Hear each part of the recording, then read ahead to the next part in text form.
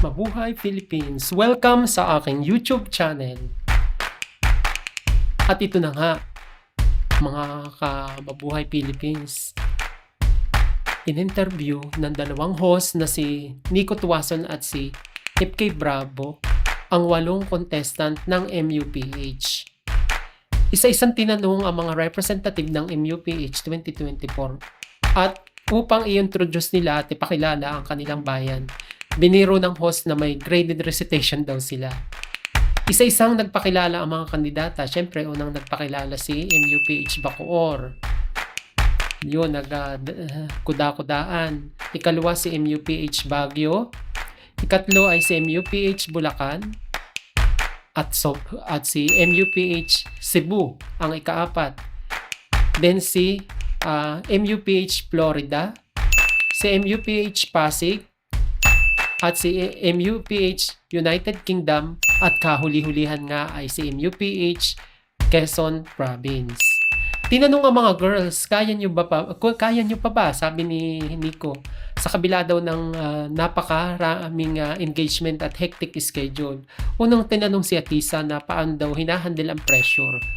Naku, sumagot si Atisa, mga ka-pageant fans, about mental health na nahahandle daw naman niya. Kudang-kuda ang lola ninyo. Ang daming nasabi. Halos lumamo ng mic si Atisa. Sumunod na sumagot si United Kingdom. Naku, wala nang masyadong nasabi. Walang masyadong nasabi ang lola ninyo. Ganda lang ang kanyang puhunan. At syempre, napansin ko lang, syempre, taga-ibang bansa, ganda ng kanyang diction, pronunciation, at enunciation, syllabication of words. Ang kasunod na tinanong ay si Florida. Sabi ng host, ano daw na mga namang masasabi ninyo na yung iba dumaan sa pageant samantalang yung iba ay in-appoint. Nang sumagot si Florida, naku, wala ring nasabi. Pasalamat siya dahil nung pumunta siya ay nakarating siya sa Pilipinas nung siya'y nanalo dun sa kanilang bansa. Pero prioritize daw niya dito ang sleep. Nang si Cebu naman, ayun, medyo kumuda. Pinahawak kasi ng mic. Nagsisibuanon ako, di ko na maintindihan. Kudang-kuda ang lola ninyo. Nang tinanong ng host ng iba daw ba sa kanila ay appointed, ang iba naman ay nagkaroon din ng regional pageant. At si Florida, nagpaliwanag lang din na grateful daw siya dahil siya ay napili. Ngayon, wala rin namang nasabi. Parang nag-explain lang. Ngayon, si Cebu. Tinanong din si Cebu. Wala rin masyadong nasabi. Explain. Pero medyo kumuda. Delikado din ang pagkakahawak niya sa mic dahil talagang aabangan ang kandidatang ito. Ibang makahawak ng mic. Si Baguio naman, tinanong din, medyo parang pinipilit lang niya ang kanyang mata, parang napapatingin sa taas, parang walang confidence, although nagpupumilit, may sense rin naman ang kanyang sinasabi, kaya lang syempre hindi masyadong kagandahan ng skills niya. Si Miss Pasig naman, nagbida-bida dahil 38 years old daw siya. Iniba ang usapan, siya daw ay ang pinakamatanda sa lahat. Tsaka syempre may anak, nag-explain lang na siya tungkol sa kanyang pagiging motherhood. Nagtanong uli si host, saan daw ba sila excited? Saan daw ba sila na-excite? Nung sabihin naman ni Pasig, nagbida-bida uli. Sabi ni Pasig, siya daw ay 38 years old na, excited daw siya na magsuot ng bikini. Doon, lalo na doon sa swimsuit competition. Si Baguio naman, nagbida-bida.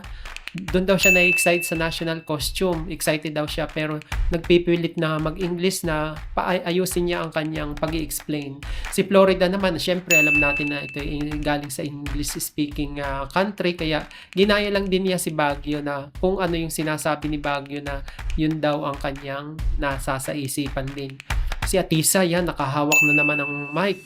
Nang lamo na naman ng mic si Atisa. At doon nga sinabi niya na excite siya doon sa Runaway Challenge na ginanap doon sa Hello Globe. Feel na feel daw niya ang energy ng mga taong nanonood sa kanya na nagkaklap, chinicheer siya. Ayan na nga, Pinahawak naman si VBB, si Bacoor, si Miss Bacoor. Pinagyabang naman niya na doon daw siya na-excite sa press presentation. Yun daw ang pinakagusto niya. At alam nyo ba, talagang nanlamo ng mic si BBB. So, syempre, ang ganda rin ng communication skills ni BBB. Si Cebu naman, pinakagusto daw niya ay ang swimsuit competition. Kahit daw 34 years old na siya, nagkaroon daw ng transformation ng kanyang body from 69 kilos naging 65, from 29 waistline naging 24, kaya kaya pa daw naman niya. Si Bulacan naman, pinagyabang niya yung photoshoot na kanyang ang gaganda daw ng kuha niya na talagang na-upload niya doon sa Miss Universe Organization page. Doon daw siya nagagandahan, yun yung pinakang excited sa kanya.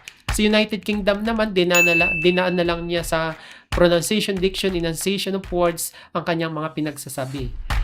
Nung dumako na sa last part na pinagawa sa interview, mayroon silang tinatawag na PEP challenge. At unang isinalang si Bacoor.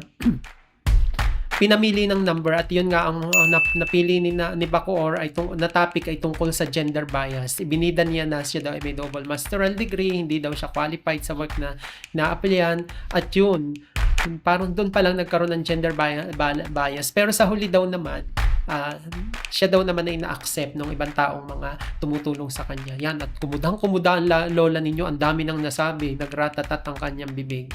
Si Baguio naman, nabunot niya ay climate change, super dali rin, pero para ding hindi masyado niyang na-explain, although mababa rin naman yung explanation na nakuha rin naman niya, pero medyo talagang tagilid si Baguio sa com skills. Si Miss Bulacan naman, ang nabunot niya ay beauty standards. Parang natulad lang din daw sa mga sagot daw tinutulad lang sa sagot ni Baguio, very timely, medyo rin na konti lang lalim, hindi masyado niyang na-explain. Si Cebu, tinanong ng host na ibigay ang number at doon niya nakuha niya yung topic na reproductive health.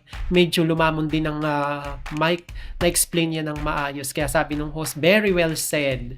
Si Florida, nabunot din uli niya. At ang nabunot niyang salita ay pain.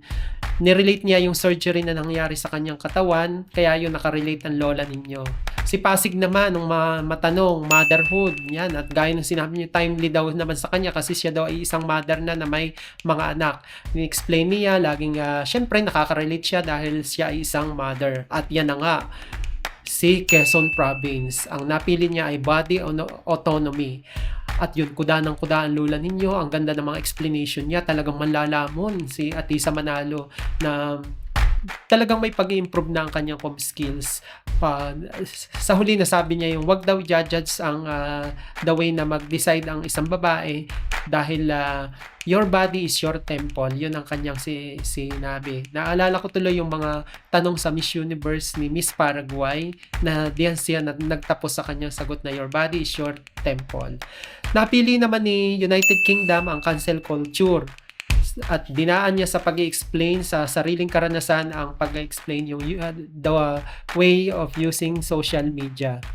Kaya yon sa huli, talagang angat na angat pa rin si Atisa Manalo as compare noong mga lumaban siya sa Binibining Pilipinas.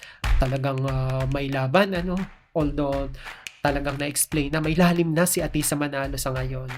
Kaya, syempre mayroong ibang nagtataas ang kilay na maari daw paborito siya ni Mama Che, kaya parang siya pa rin ang pipiliin. Pero syempre tayo naniniwala sa mga judge. Sila magde-decide kung talagang sino ang karapat-dapat na manalo sa competition ito. Ang Miss Universe 2024 nakukoronahan ngayong darating na Mayo 22. At yun lang guys, ang topic natin ngayon. At kung hindi ka pa nagsusubscribe, ay huwag ninyong kakalimutang mag-subscribe sa aking channel, ang Mabuhay Philippines. At huwag ninyong kakalimutang i-click ang likes at saka huwag din kalilimutang mag-comments. Kaya kita-kits tayong muli. Bye-bye!